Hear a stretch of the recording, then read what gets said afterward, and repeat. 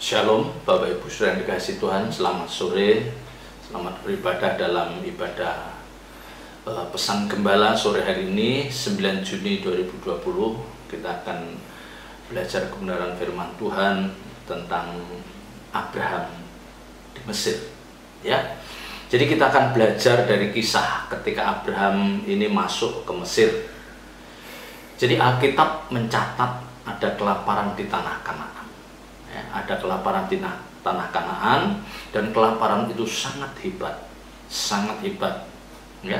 Padahal negeri atau tanah Kanaan itu terkenal dengan kesuburannya, ya. Tanah Kanaan terkenal dengan kesuburannya, tapi ternyata sekonyong-konyong menjadi tandus, ya, sehingga tidak menghasilkan apapun, ya. Dari apa yang ditanam oleh rakyat di sana tidak menghasilkan apapun. Nah, kelaparan ini bukan hanya untuk menghukum, ya, bukan hanya untuk menghukum pelanggaran orang-orang Kanaan yang memang dikenal dia adalah orang-orang jahat, tetapi peristiwa kelaparan ini juga untuk menguji iman Abraham, yang saat itu dia tinggal di sana sebagai orang asing, ya. Tentu ujian ini cukup berat bagi Abraham. Jadi melalui peristiwa ini kita akan melihat apa yang dipikirkan oleh Abraham. Ya, seringkali Bapak Ibu Saudara dan saya juga mengalami kondisi yang tidak ideal. Ya, jadi ketika kita masuk dalam kondisi yang tidak ideal itu dalam rumah tangga kita, dalam situasi kantor kita, ya, di dalam keluarga besar kita, apa yang ada di dalam pikiran kita? Apa yang harus kita pikirkan? Ya. Ini Abraham diuji ketika dia masuk mengalami kelaparan di tanah Kanaan ini. Ya. Dia harus bisa menemukan kehadiran Tuhan dalam peristiwa itu. Ya. Ini pelajaran baik bagi Bapak Ibu Saudara dan saya. Jadi ketika kita menghadapi masalah yang sulit dalam rumah tangga kita, dalam kehidupan pribadi kita, mari kita bisa menangkap bagaimana kita bisa menangkap kehadiran Tuhan dalam peristiwa itu, ya. Karena kita semua yakin dan percaya bahwa setiap peristiwa di bawah kolong langit ini bisa terjadi hanya seizin oleh Tuhan, ya. Peristiwa yang itu membuat kita sedih, yang membuat kita takut, ya, seperti COVID-19, ya, Corona 19 ini, itu peristiwa yang diizinkan oleh Tuhan terjadi, ya. Tentu di balik peristiwa ini ada pelajaran-pelajaran berharga yang seharusnya bisa ditangkap oleh orang percaya, ya. Jadi sekali lagi, sebagai orang percaya Bapak Ibu Saudara dan saya harus bijak bagaimana kita bisa menangkap kehadiran Tuhan melalui peristiwa itu, ya. Jadi apakah Abraham berpikir ketika dia menghadapi peristiwa kelaparan di Kanaan ini, apakah Abraham punya pikiran bahwa Allah sengaja membawa ke sana untuk membunuhnya melalui kelaparan itu? Ya. Jadi apakah Abraham punya pikiran seperti itu? Seperti kecurigaan umat Israel terhadap Musa, ya, ketika dia keluar dari Mesir di dalam Keluaran 16 ayat 3. Nah, tetapi ternyata Abraham tidak memiliki kecurigaan di sana, ya, tidak memiliki kecurigaan di sana. Sama Bapak Ibu Saudara dan saya, ketika kita menghadapi persoalan, jangan kita langsung curiga, waduh, Tuhan membuat saya tidak nyaman, ya, sepertinya Tuhan tidak rela kalau saya bisa menikmati hidup. Bukan seperti itu. Pasti setiap peristiwa yang dihadirkan Tuhan dalam hidup kita itu memuat pelajaran rohani yang harus kita tangkap. Mungkin lewat peristiwa itu Tuhan akan mencelikkan mata kita. Oh, ternyata kita itu termasuk orang-orang yang sombong. Bisa, ya, lewat peristiwa itu kita akan dicelikkan. Kita adalah orang-orang yang angkuh, ya. Ya, jadi peristiwa-peristiwa yang terjadi di hadapan kita itu memuat pelajaran rohani yang harus kita tangkap. Oh, kita orang yang ceroboh. oh kita orang yang boros dalam menggunakan uang. Nah, itu harus kita tangkap Bapak Ibu Saudara. Ya. Yang kedua, apakah dengan peristiwa itu Abraham mulai meragukan bahwa tanah yang dijanjikan itu pantas nggak saya terima, atau lebih baik saya balik ke negeri asal saya. Ya, menguji Abraham, apakah dia punya pikiran untuk balik ke negeri asalnya? Apakah dengan peristiwa itu dia bisa tetap bertekun? Apakah dia bisa tetap bertekun dalam keyakinan bahwa Allah yang membawanya ke Kanaan sanggup memelihara hidup Abraham ini? Ya, sehingga dia tetap bersukacita, ya, sehingga dia tetap bisa bersukacita sekalipun menghadapi keadaan yang ekstrim. Ya, jadi banyak hal yang terjadi di dalam hidup kita ini yang kita bisa memetik pelajaran yang berharga. Ya, tentu kita tidak boleh meragukan kesetiaan Tuhan. Jangan pernah meragukan kesetiaan Tuhan. Ya, demikian juga dengan Abraham ini. Ya,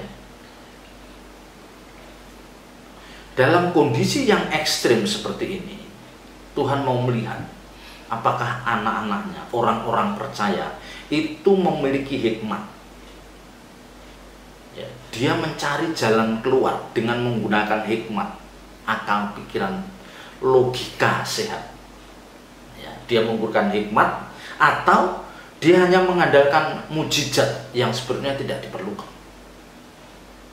Ya, kan seringkali ketika orang percaya menghadapi masalah, problem besar, ini kan seringkali dia berdoa, berpuasa, doa puasa, karena dia apa? Dia mengandalkan mujizat, pertolongan secara instan. Padahal itu tidak dikehendaki. Itu tidak dikehendaki. Ya. Memang ada 1-2 peristiwa yang kita bisa mengandalkan mujizat, tapi tidak bisa dalam semua peristiwa kita mengandalkan mujizat. Ya. Karena mujizat demi mujizat yang dialami oleh orang percaya tidak akan membuat dewasa rohani. Mujizat yang dialami seseorang tidak akan merubah karakter orang itu. Justru sebaliknya, dia akan menjadi orang yang manja. Aku dulu doa ditolong. Aku dulu doa ditolong. Iya. Iya. Tapi tidak selamanya Tuhan bisa diatur. Ya, tidak selamanya Tuhan bisa diatur. Jadi justru di sini kita sepertinya diuji mana hikmat kita menghadapi persoalan, apa hikmat yang ada di dalam pikiran kita apa. Ya, ternyata Abraham memilih mengambil keputusan untuk dia masuk Mesir. Dia ke Mesir. Dia tidak berpikir kembali ke negeri asalnya yang ada di sebelah timur laut dari Kanaan. Tidak. Justru dia mengarahkan ke arah barat, ke Mesir. Ya. Bisa juga dia putus asa, dia ngeluh, dia tidak mempercayai Allah. Aku kembali lagi ke negeri asalku, aku kembali untuk ketemu dengan sanak keluargaku, aku akan kembali ketemu orang tuaku. Bisa. Tetapi ternyata Abraham memilih dia masuk ke Mesir. Nah, ketika Abraham mau masuk ke Mesir, ya, ketika dia mau masuk ke Mesir, ada ketakutan di dalam diri Abraham ini. Ya, ada ketakutan dalam diri Abraham ini karena dia memiliki istri yang cantik. Istri yang cantik. Dia berpikir jangan-jangan orang Mesir karena mau mengambil istri yang cantik itu, dia bisa membunuh saya. Nah, itu yang ada di dalam pikiran Abraham. Ya, waduh, istri saya cantik ini, ya, dan orang penguasa Mesir bisa saja, ya, saat itu seseorang yang memiliki kekuasaan kan dia bisa dengan seenaknya ngambil istri orang yang dia suka. Ya, inilah ketakutan Abraham. Ya, akhirnya Abraham cari cara bagaimana supaya keamanan jiwanya terjamin. Jadi bagaimana supaya dia tidak dibunuh gara-gara punya istri yang cantik ini. Ya, dia berpikir, akhirnya dia katakan bahwa Sarai suruh mengaku bahwa dia bukan istrinya. bahwa dia adalah saudaranya, dia adiknya. Ya. Di sini Abraham ada sedikit meragukan penyertaan Allah. Kalau aku jujur, misalnya dia, kalau aku jujur, waduh, apa benar Allah akan menyertai saya? Ya. Tapi akhirnya dia mengambil caranya sendiri. Nah, ini kesalahan yang dilakukan Abraham ini, di mana dia mengakui Sarah sebagai adiknya, bukan sebagai istrinya. Ya, kesalahan yang dilakukan Abraham. Dan Alkitab mencatat hal ini. Ya, dicatat dalam Alkitab. Alkitab kita itu jujur. Ya, jadi sekalipun dia orang yang dipakai Tuhan, dia orang yang luar biasa, dulunya dipakai Tuhan, tapi kalau dia melakukan kesalahan, dia melakukan sesuatu yang tidak benar, tetap Alkitab catat. Seperti Nuh, ya, ini Abraham juga, ya, semua dicatat kelakuan-kelakuan yang tidak baik dari orang-orang yang pernah dipakai Tuhan itu dicatat, bukan ditutup-tutupin. Ya, ini sebagai peringatan bagi Bapak Ibu Saudara dan saya. Ya, seperti yang pernah saya katakan, bagaimanapun kita itu masih terselubungin oleh kelemahan-kelemahan kita dan kekurangan-kekurangan kita yang suatu saat bisa muncul. Ya, seperti Abraham ini.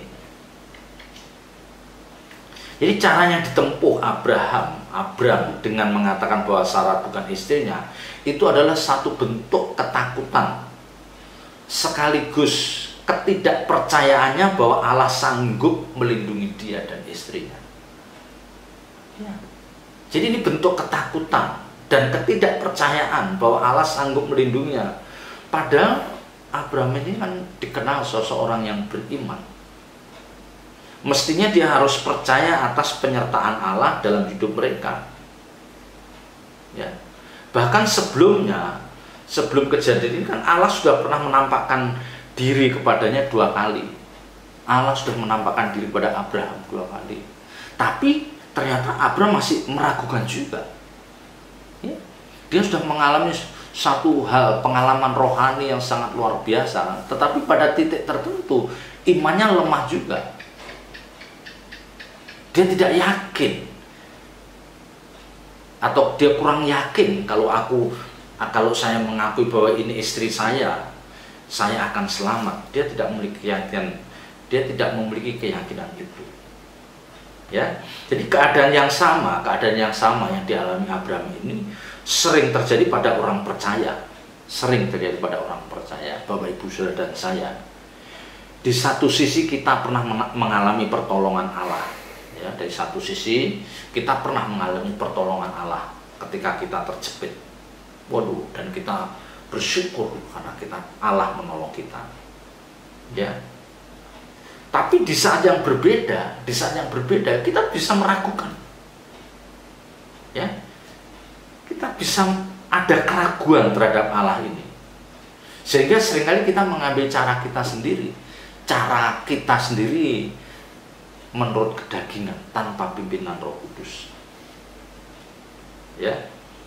Seringkali kita sedikit berbohong, ya, kita bisa akhirnya berbohong atau menipu. Jadi ini ironis, ya. Di satu sisi kita pernah mengalami punya pengalaman adikodrati, ya, tapi satu sisi lain kita bisa mengambil keputusan yang salah, ya. Jadi disinilah nampak rentannya iman kita, rentannya iman Abraham. Ada keraguan terhadap penyertaan Allah. Lah, ini bisa terjadi pada siapapun, ya. Nah, bagaimana supaya orang ini tidak memiliki iman yang rentan, jadi tetap percaya Allah? Nah, ini sulit. Ya. Tetapi kita belajar dari Tuhan Yesus Kristus, ya. Belajar dari Tuhan Yesus Kristus. Selalu mengatakan, biarlah kehendak-Mu yang jadi. Kalau boleh cawan ini lalu daripadaku, tetapi biarlah bukan kehendak-Ku, tetapi kehendak-Mu saja yang jadi. Jadi secara daging ingin penderitaan, pencobaan ini jangan menimpa saya. Tetapi ya sudahlah Bapak, kehendakmu saja yang jadi, jangan kehendakku. Nah, kita dibawa untuk berani mengatakan seperti itu tidak mudah Bapak Ibu Saudara. Tidak mudah. Karena seringkali kalau itu kehendak Tuhan, seringkali ini justru membuat kita tidak nyaman. Ya. Itu membuat kita tidak nyaman, seperti yang sering saya sampaikan Paulus, ya.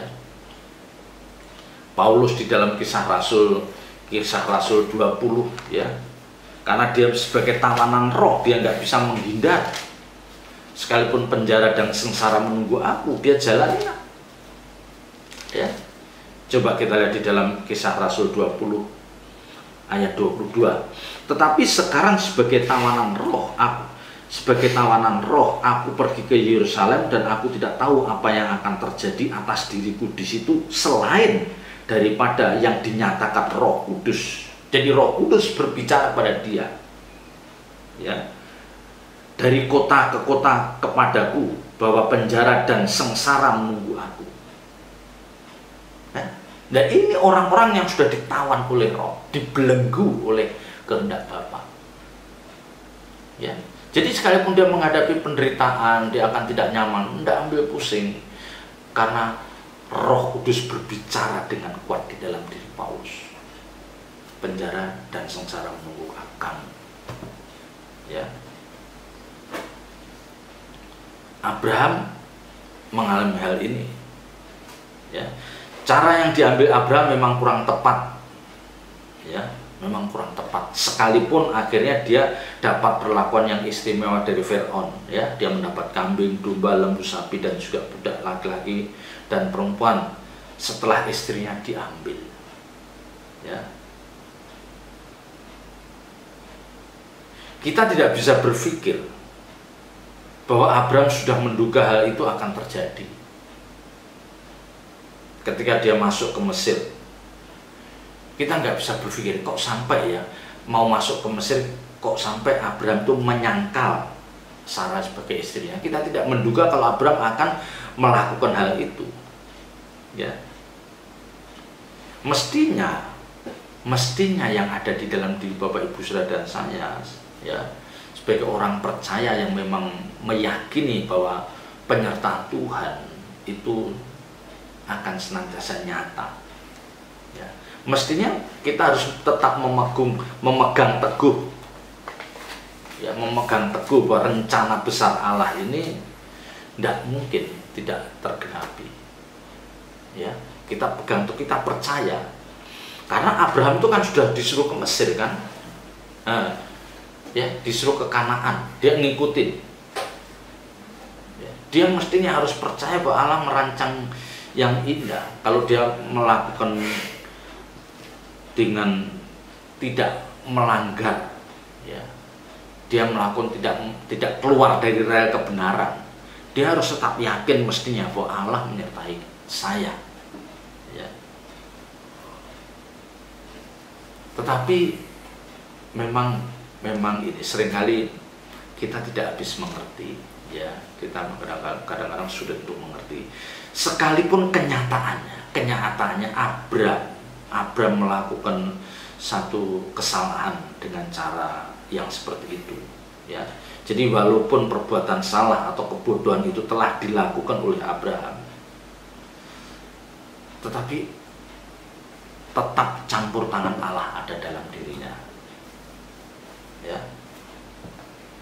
Tetap campur tangan Allah ada dalam diri Abraham. Jadi dalam kesalahan yang kita lakukan, Tuhan kadang-kadang masih bisa memahami, memaklumi. Ya. Nah, Allah, sifat Allah yang Maha Kasih ini memang sangat luar biasa. Ya. Buktinya apa? Buktinya apa? Allah menghajar Firaun melalui tulah itu. Ya, Allah menghajar Firaun melalui tulah itu. Kita lihat di dalam Kejadian 12. Kejadian 12 ayat 17. Ya.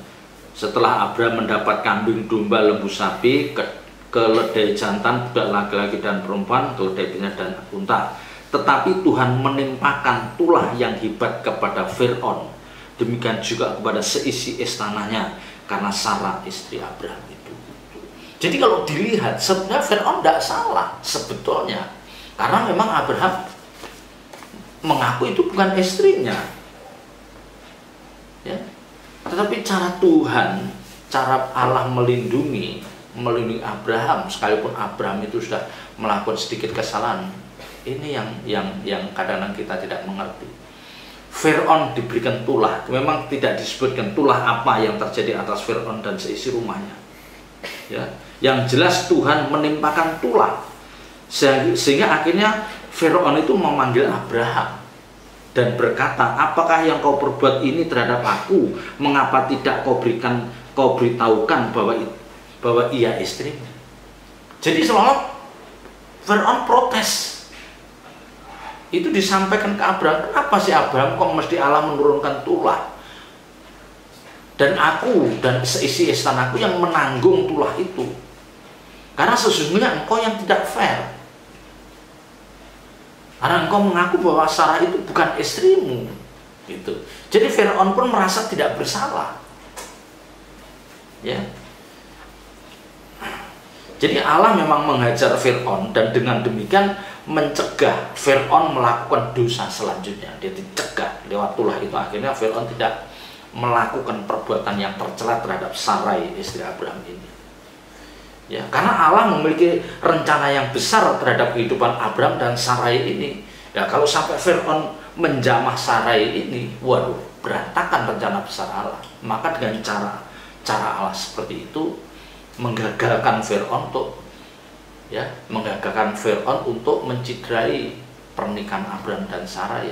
Sekalipun di sini ada andil yang salah dari Abraham. Nah, seringkali Bapak Ibu Saudara kan juga begitu. Kita melakukan kesalahan, ya kesalahan kecil oke lah. Tapi seringkali Tuhan bisa mentolerir, ya bisa mentolerir. Ya, akhirnya kita menerima berkat dari kesalahan yang kita lakukan.